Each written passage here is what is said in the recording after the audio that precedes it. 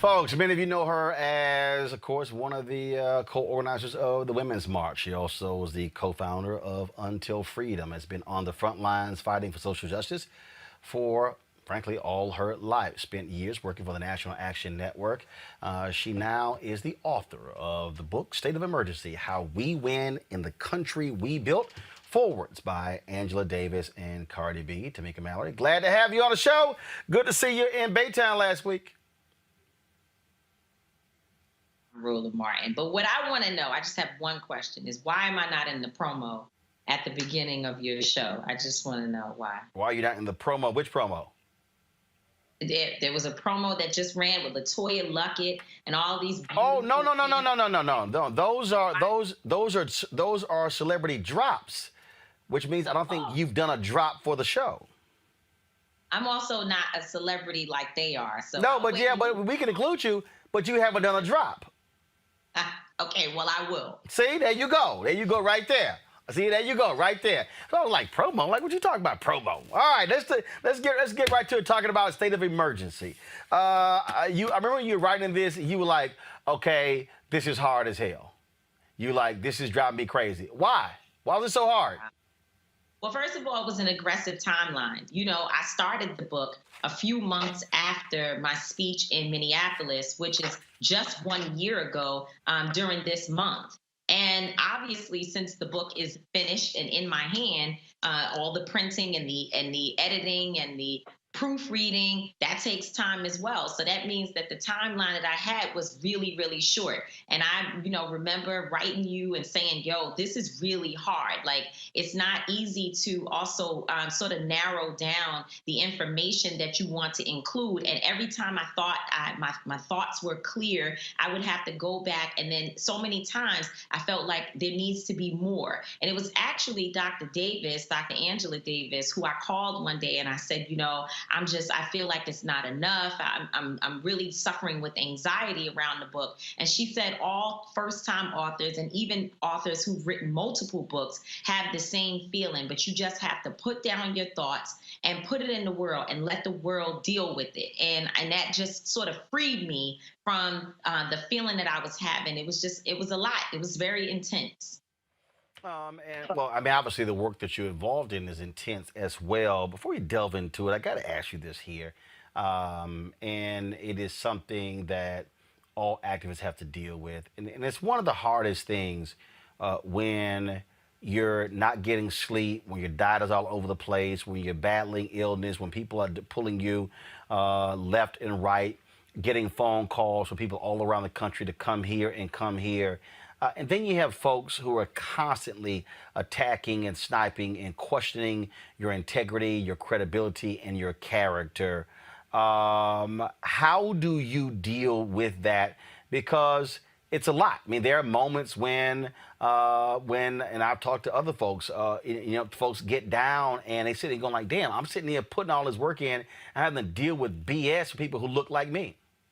Roland, I have developed thick skin because thankfully I've been around great leaders my entire life, and I watched them be attacked and to be castigated and to have their character defamed in the same ways. And I think that the only thing we can do, in fact, I saw a tweet from Mark Lamont Hill the other day that basically said, keep doing the work. History will vindicate you. And for me, that's what I'm leaning on. And I think the other piece, because I call you and I call others and say, different things that I'm feeling, and we talk through what is the right way to approach addressing some of it, and most of it we are not addressing at all, because those individuals, for the most part, that spend so much time focusing on trying to critique and tear me down are people that I never see outside. I don't see them. I didn't see them in Baytown, Texas, for Pamela Turner. I never saw them in Louisville, Kentucky for Breonna Taylor. I've not seen them in New York for Eric Garner, Sean Bell, or many of the fights that I've been involved in. And I travel across the country supporting many families who asked me to be there. I've not seen them supporting Trayvon Martin, who I was just with his mother in Florida just this past weekend, where she held a conference for the Circle of Mothers. Sandra Bland's mother was there. So many mothers. The names go on. It's too many names. Cleola was there for her daughter, Hadaya Pendleton, who's a 16-year-old who was killed on in a park in Chicago, and President Obama honored her. Cheyenne Norman, this is a woman who I helped her to bury her 4-year-old child. I've been with these families for 25 years of my life, and in every single situation, I don't even think I've ever met any of these people, and so I have to keep focused. But I think the thing that I've been taught by so many of the great leaders who have been through these things before me is to focus on those people who are with you, and not to say that I don't listen to critique, because there have been times when you've called me to say, hey, I don't think the way in which you all are approaching certain things is the right way to go. Let's look at the strategy. But the way that it's done is in love. The way that it's done is not an attempt to gossip about me, to tear me down, or to, try to vilify me. It's done in a way that lets me feel safe. And I think we all should protect our energy and feel safe, so I focus my attention on people who want to critique from a position that allows me to grow, rather than people who are looking for attention and likes on their social media and are using the defamation of another Black person, and particularly a woman, in order to get that. One of the things that you write about called the sacrifice of the activist. And that is something that, again, I don't believe people really understand. Just the other day, Latasha Brown posted a video of her in the hospital dealing with exhaustion, and I sent her a text and I said, "Did you and I had this conversation 5 months ago?" Because I was imploring her to get rest and knowing when to take breaks and how often to take breaks, and I said, look, you're no good on the battlefield if you're not on the battlefield, if you're laid up. But many people don't understand how often Reverend Jackson has checked himself in the hospitals for IV fluids dealing with exhaustion. Dr. King, same thing, on many occasions would get checked in the hospitals because he was battling exhaustion. And again, I don't think the average person really understands what activists go through every single day.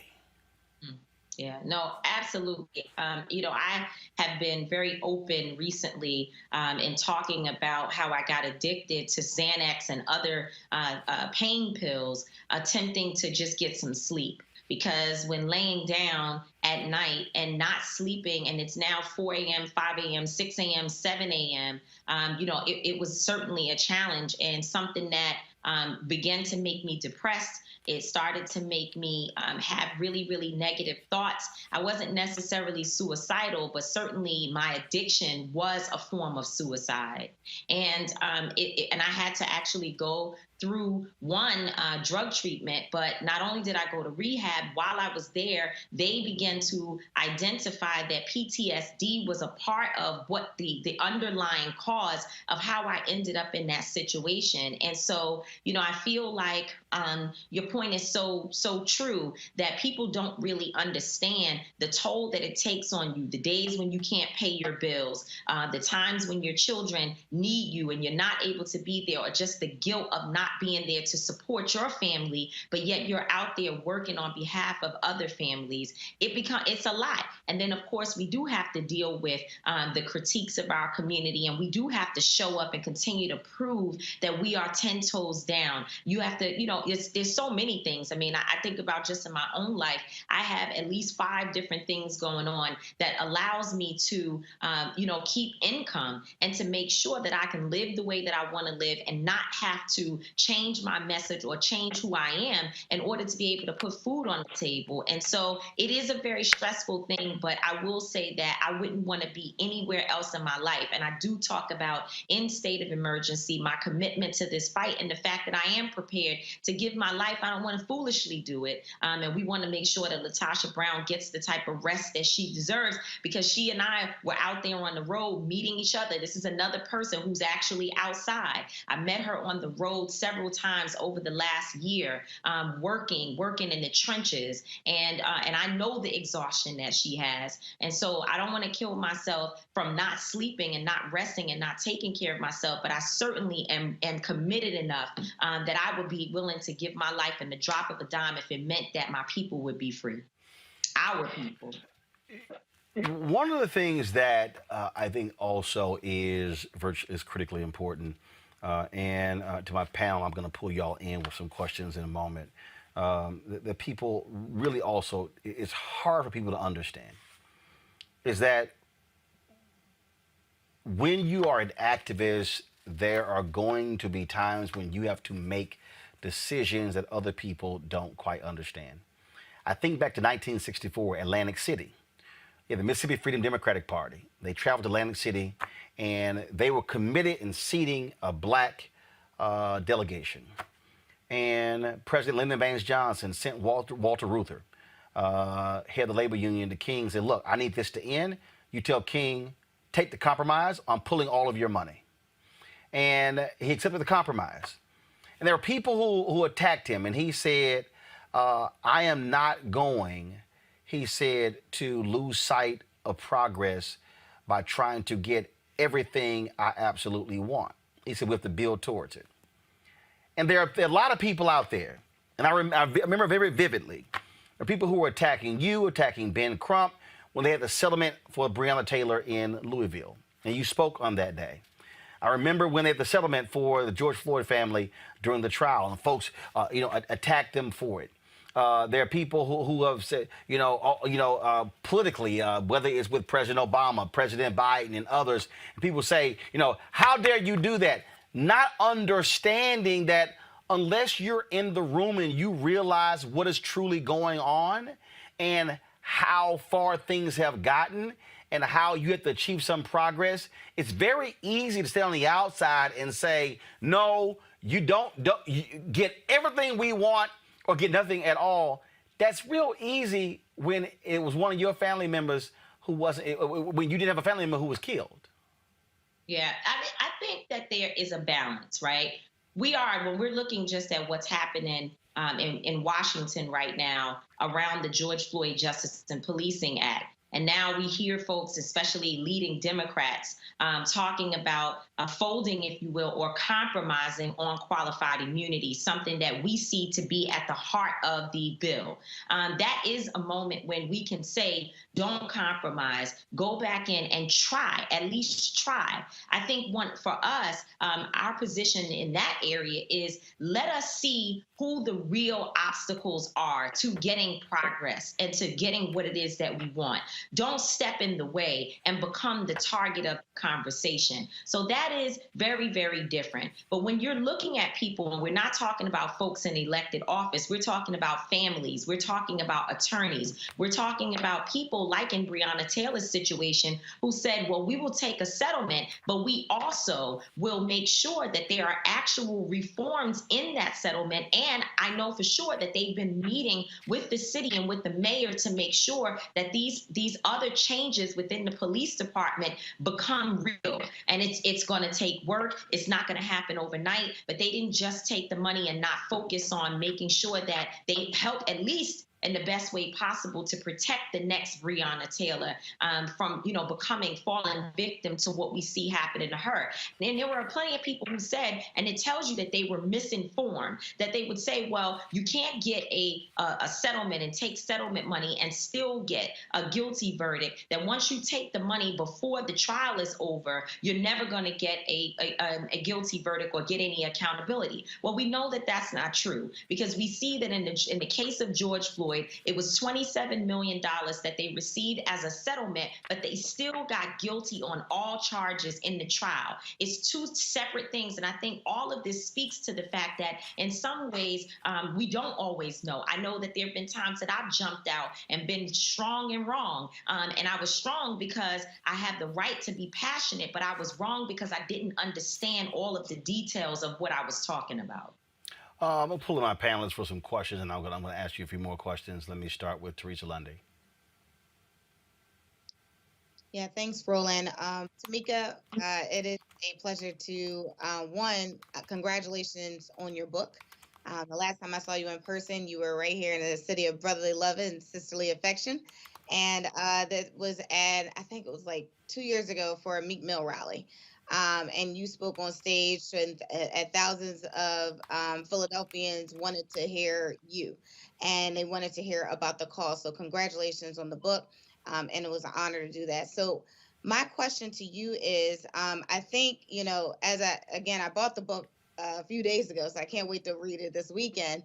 I didn't read it, so I kind of feel bad asking a question about it, but so tell me about a little bit. I think for me, and kind of doing some of this commentary stuff, and kind of putting yourself out there and having to always explain yourself, outwardly to people, I think it's always a little bit troublesome, because I don't think people really understand, the impact of the activists, right? So I think. And I'm hoping that it says a part of it in your book about the activism in different ways, because for me personally, I do it in public relations and communications. And so I think my question for you is, when you started out in activism, doing it years on end, what was that like in terms of, seeing the stories of the families, and then also understanding that you have, your own family at home to take care of. So how did you, create the balance and also, stay sane at the same time? Yeah, so there really isn't a balance that I personally have perfected. I'm still a work in progress. I think, a piece of it is I'm traveling right now. I had my son, who's 22 years old, to fly in for a few days to be with me, and I try in those ways of just trying to include him in my work and give him different responsibilities and ways that he and I can connect. I obviously FaceTime is the best thing that they ever created, because I can talk to my mom. I can be, still connected to my dad and my sister and my family members. And so in a lot of ways, technology has helped, but the balance is it's not exactly as it should be. And how can it be? I could be in the process today of preparing to go to a graduation, a birthday party, or just to get some rest, to kick my feet up. And something happens that requires immediate attention, and we have to just go. We have to shift. We have to shift resources. We don't always have the money, but we find it. We find it along our way, because we have so many supporters who stand with us. And you mentioned, this idea of explaining ourselves over and over again. I have to be very, very clear. I have thrown away the idea of trying to explain to certain people every day, because if I did that, I would never get a chance to do my work, because they come up with something all the time. They make little short clips of things that you say so that they can use it as a aha gotcha moment. They work really hard at trying to discredit other people who are out there doing work. So that's an actual job, and it's not my job. So I can't focus on on responding to it. But if you do see me or hear me making a statement, it is because I want to talk to those people who are with me, those people who want to be connected, and they just want to understand what's happening and what's your position on these issues so that they can, one, become warriors to go out there and speak on my behalf, to help us to continue the movement, and also to spread truthful information rather than allowing some people to try to drown out our work with false narratives. Avis, your question, Tamika Mallory. Hi there, Tamika. It's wonderful to see you. And once again, congratulations on your book. Well deserved for all the accolades that you're getting and will get as it continues to be rolled out. I have a question for you because, you know, I know that you're not new to this, you're true to this, as they would say, right? This is not something that is just a fly-by-night interest of yours. You've been doing this work literally all of your life. And when I think about all that you've done and all the different ways that you have fought for our community, you know, it is really unparalleled by a lot of folks. Let's just be real. However, I believe that as a Black woman, the strength of your leadership is not properly acknowledged. I believe that if it was a man who has the very same resume that you have, you would be given an even greater sort of platform and stature and just acknowledgement for the full-fledged excellent leader that you are. So my question to you is, you know, what do you see as a way that you can, as a Black woman, I know that you're going to do the work regardless, but is there any way that you think that we as a society can do a better job of really acknowledging the power of Black leadership when it comes in the frame of a powerful Black woman? You know, when I think about, thank you so much. You know how much I love and appreciate you as a dear sister. You know, when I think about Roland, just in general, and on this show, and all the people who Roland has helped to get to where they are, and we know that. I mean, I've watched folks grow from, you know, sitting with Roland and learning. They weren't necessarily commentators at the time that he started with all of us. I mean, even me, you know, there's a growth process, and Roland has been a part of that. And I think that's one of the ways that people who are in positions of power, or people who have platforms, need to use them to uplift the voices of young women and of young people in general who are out here, who really do deserve the type of awareness to be raised around their voices and their leadership. And so I would say that's one, but I think the movement is shifting. I think this moment that we're in, we're beginning to see more women rising to the occasion. And it's really nothing that can be done about it, because at the end of the day, if we don't respect those women who are out here leading these protests, these women who are organizing on behalf of women and men, if we don't respect the voices of Black trans folks who are also organizing in a movement to protect those people who are being killed unjustly. And we know that there are some folks in our community that don't understand it. And so we are all in an education process. We're learning together, and we're learning about the power of Black women. And I think I'm glad to be a part of the generation that will make sure that the voices of Black women do not go unnoticed. And I think that's happening whether people like it or not. So they might as well just join. What do they say? If you can't beat us, just join us. Julianne, your question. Hey, Tamika, how you doing? It's good to see you. We go back a little ways, and I want to go back a little ways in asking my question. I know that you say you don't want to revisit the past and explain yourself, but I'm thinking about the Women's March and the challenges of intersectionality, about the ways that we as various women work together. I think that women of color often do a lot better than when we're working with the melanin deficient, if you know what I mean. So what did you take away from the Women's March, and what would you say to others who are trying to juggle intersectional issues? So, first of all, thank you, Dr. Malvo, for standing with us during that time. You were a true warrior, and you helped us to articulate what we were feeling by writing such detailed and informative pieces that really describes the experience of Black and Brown people when they are in spaces with white women. And that's I'm just going to call it, I'm not going to call it melanin deficient. I'm going to just say white women, because that's who we were working with. And in my book, there is a particular portion that focuses on the experience that I had at the Women's March. The story has not been fully told. The book only covers it just a little bit. I'm in the process of just starting my memoir, where I'm really going to talk more about that experience. And I think what I learned and what I took away is that, and Black women tried to warn me prior to getting involved in the Women's March. I'm still very proud of the work that we did. And if I had to make the choice again,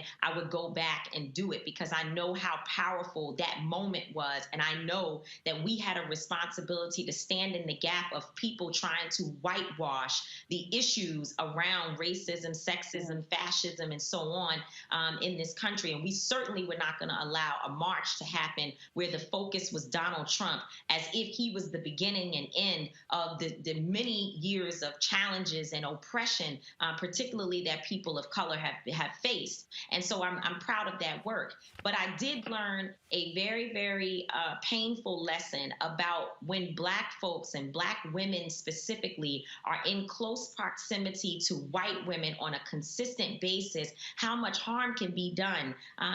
We went through a lot physically, mentally, emotionally, after being in that space. It's very, very draining and taxing, because white women have a lot of work to do. And I see the work happening. I made sure that in this book, that white women, when they pick it up, that they will have an opportunity to experience our pain and to join us, to really become deep accomplices in helping us to navigate through this fight towards racial equity and justice. But there is so much work to be done with mothers and aunties and sisters within the white woman community. They have a lot of work to do to deal with the biases and the blind spots that they have that cause them to harm other individuals who they claim to be helping. It's a tough lesson to learn on your back, because certainly that's how we learned it. Tamika, we talked earlier about what happens when you have to deal with criticism. You had to go through all of this when Samaria Rice was criticizing you and others, even though you never even went to Cleveland. You were never involved in the Tamir Rice case there. But there were folks like Breonna Taylor's mother. People were demanding that you address the issue, but there were people like Breonna Taylor's mother who came forward and said, no, hold up, wait a minute. We made clear we want Tamika involved. And talk about, again, having to go through that and having to deal with those attacks when you had nothing to even do with the Tamir Rice case. So, I recognize the trauma, Roland, and I also understand that white supremacy is causing us to be at one another versus using all the smoke, as they say, to fight the systems that are in place to oppress our people and our communities. And so I understand that there is trauma. Anytime you lose a child and feel like people are sort of moving forward in life and your situation has not been addressed, you have not received justice, I can get why there would be pain, why there would be trauma. And I also understand that oftentimes we lash out at people who we see in visible positions and feel like they ought to do more. And to be quite honest, I've said it and I will continue to say that all of us, every single one of us fails Miss Rice and her family, because anytime a child is killed, we ought to turn this country inside out and upside down until justice is served. And I don't believe that she feels that we did that in the ways in which we should have or could have. I was younger in the movement at that time. And as you said, I'd never actually traveled to Cleveland. I've never been one to talk about the Tamir Rice case, other than, there may have been moments in my, where you're sort of calling the roles. But that's not something that I have ever done. And so I understand the frustration, but I also just ask people, because I did get the calls calls. And of course, it hurts when you hear someone who doesn't know you, who's never met you, speaking of you in such a way. And so I did, to get the calls from individuals who were like, well, what's happening? People had some impression that I must have done something or been working with her. Maybe there was a misunderstanding. And when I explained that I had not actually been in any relationship to that case and that situation, it provided a little bit of clarity about the trauma. But I encouraged everyone to speak to the families that I've actually worked with, speak to the people that for 25 years of my life I've been in the trenches with. And I can tell you 10 toes down that those families do not share the same sentiments that I am exploiting other people's families. In fact, I was invited to be with the families last weekend because of the fact that, I try to work and help and support so many of them. We just helped Ahmaud Arbery's family to launch their foundation. We're working with other families to put their foundations together and to help them build more sustainable models for their foundation. Obviously, you mentioned Breonna Taylor's mother coming out and speaking up for me, and I didn't even ask her to. I just looked up one day and she wrote something about it. I tried my best not to engage the mothers and not to ask any of them to get involved with something so painful. I didn't want that to happen. But Sabrina Fulton and others, they got out there and they began to say that they know me, and they spoke on behalf of my character and the fact that I always try to operate with integrity. And I'm going to continue to do my work. And I wish everyone peace, and whatever I can do to be helpful, I'm here. Last question I have for you. It's very interesting. The fragility of weak ass black men.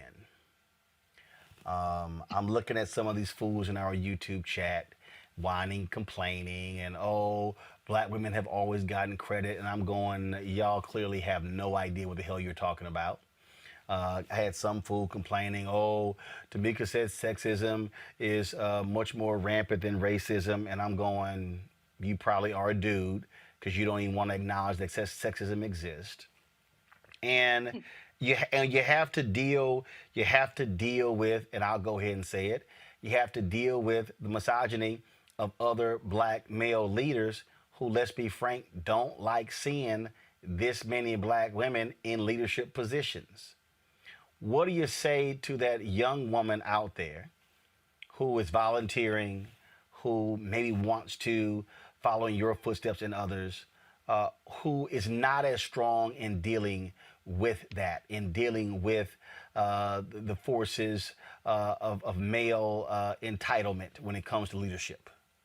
Yeah. So, I do want to go back to something you said about the racism, sexism piece. I think it's really important, again, when, we sort of listen to these clips and just automatically think or the worst of, and don't necessarily understand the intentions of those who are speaking. Mm-hmm. I was being asked about Kamala Harris becoming president in 2024, excuse me. I was being asked if I think that that's possible. And I had already talked about racism. And of course, I talk about that all the time.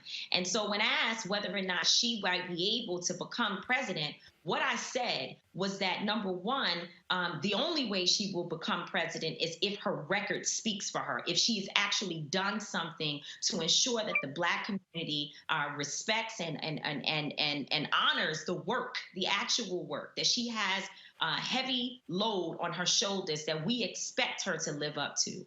And then I went on to talk about how sexism is the double whammy and how sexism can be worse than racism because of the fact that when you apply both things, you have, again, a double whammy. You have something extra, something additional on top of the fact that you're Black. So we already know that being a Black woman or a Black man is very, very difficult. It is the most challenging. It's awful sometimes when we think about the ways in which we are discriminated against in this nation and have always been. But when you add the challenge of being a Black woman, it makes it even worse. So, know what? Guess what? Maybe I could have said it a different way. Perhaps, the words that I use, if I was more like Dr. Malveaux, I would have had a better flow in terms of how I was getting out my point.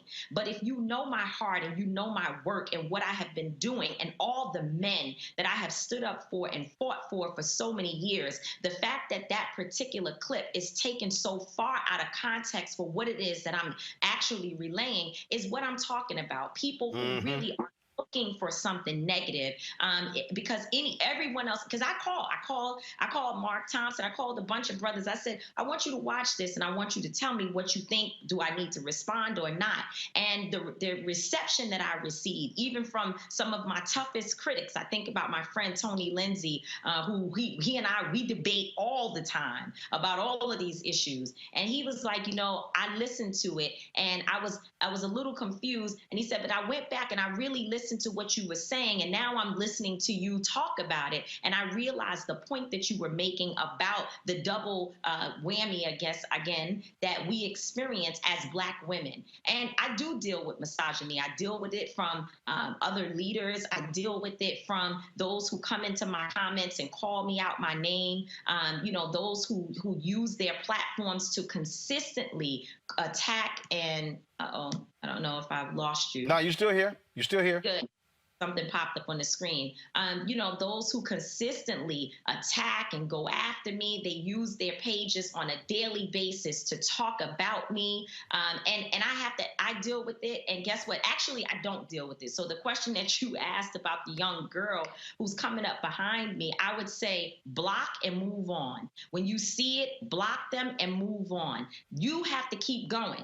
We have a responsibility to do the work. No one gets to tell us that we're not powerful, that we have to dim our light, that we can't be out here as a leader. And also, here's the thing. This is the most important point. The most important point. Perfection is not reality. No one is perfect. Tamika Mallory's not perfect. Most of the critics and the haters, they definitely are not perfect. But what you have to look at is who's actually doing the work, who's on the ground, who is out there standing in the face of white supremacy, dealing with challenging police and having a target on your back because they know your real name. As my friend Teslin Figueroa would say, she would say, hey, I don't know your real name. You're on here talking to me through a fake profile, but I'm actually out in the streets as Tamika Mallory. And so when I see the police, they know who I am. They know exactly who I am. And I have been targeted in this movement. And so I have to stay focused and keep going. Don't go back. Don't look back. It's the Harriet Tubman statement. If you hear the dogs barking, keep going. You can hear them coming after you. Just keep going. And I'm ministering to myself as I say this and as I continue to block all of them, because you know what? In the end, whatever they have to say about me, they need to find a way to do it better and outwork me. Simple as that, y'all. The book is called State of Emergency, How We Win in the Country We Built.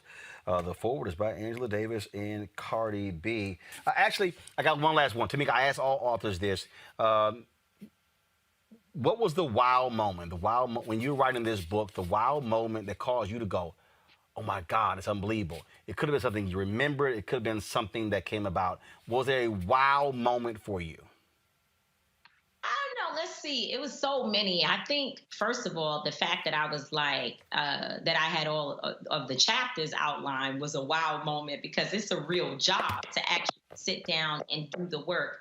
But I do think that forward between Cardi B and Angela Davis is an important part of the book. It actually gave me inspiration, because I kept writing knowing that I opened the book intentionally, drawing in every single person that I wanted to reach just by having Dr. Davis and Cardi B to be in there, to set the intention, to have Cardi basically saying to Angela Davis, am I allowed? Am I welcome in this movement next to you? Is there space for me? And to have Angela Davis take the time to sit and respond to Cardi, I know that gives a point of entry for Keisha, who maybe she has 2 jobs, 2 kids, and she might be a stripper at night. It has a space for Ray Ray, who might be on a street corner today, but because of what he found in this book, he realizes that there's a place for him in the movement. I wanted it to reach the doctor, reach the lawyer, reach the bus driver. I wanted everyone to find themselves in this book. And I think that the intention that was set with the forward helps to be able to do that. All right, then. Again, folks, State of Emergency, How We Win in the Country We Built by Tamika Mallory. Tamika, always good to see you. Get some rest, keep swinging, and tell the haters to go to hell. Love you, Roland. You tell them for me. You know I will. I appreciate it, Tamika. Love you, dog. Thanks a lot.